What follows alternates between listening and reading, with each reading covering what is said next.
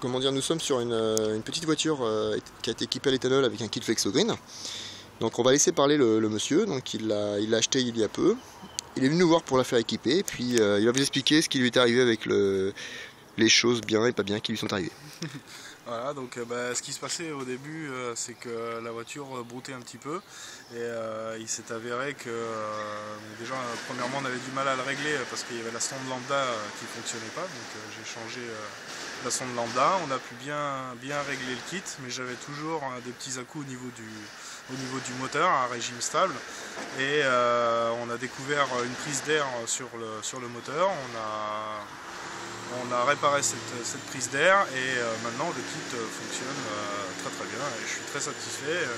Et je dois dire aussi que M. Jourdain, je l'ai appelé à chaque fois, il était très disponible, donc ça c'est très bien, une personne très sérieuse. Et voilà, je suis très content, donc au lieu de payer maintenant 70 € mon plein, je paye 40 €. Donc c'est pas négligeable. D'accord. Voilà. Très bien, bien, comment dire, on souhaite longue vie à votre auto, on vous souhaite plein de bonnes choses, et puis je crois que vous allez vendre votre autre auto qui est diesel pour la changer par une essence qu'on va convertir à l'éthanol, je crois. Pas tout de suite, mais dans l'avenir on verra bien, ouais. D'accord, donc voilà, la petite Volkswagen qui avait été convertie, voilà. Combien de kilomètres la voiture? Là, 70 000 km, elle est de donc, 2002, 70 000 km.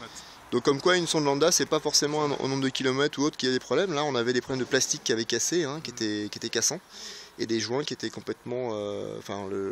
pour ceux qui connaissent la Beetle, c'était la durite qui va de l'admission jusqu'au reniflard d'huile, qui était cassé en deux endroits, et qui nous empêchait complètement de régler le véhicule, et un petit problème de sonde lambda qui était défectueuse.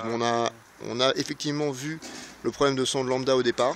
On a vu qu'on avait du mieux, mais on avait toujours ces problèmes de trous, et on a vu ensuite que c'était ce problème d'admission cassé. Bougie aussi, changement de bougie et fil d'allumage. Ouais, et donc maintenant elle est super bien.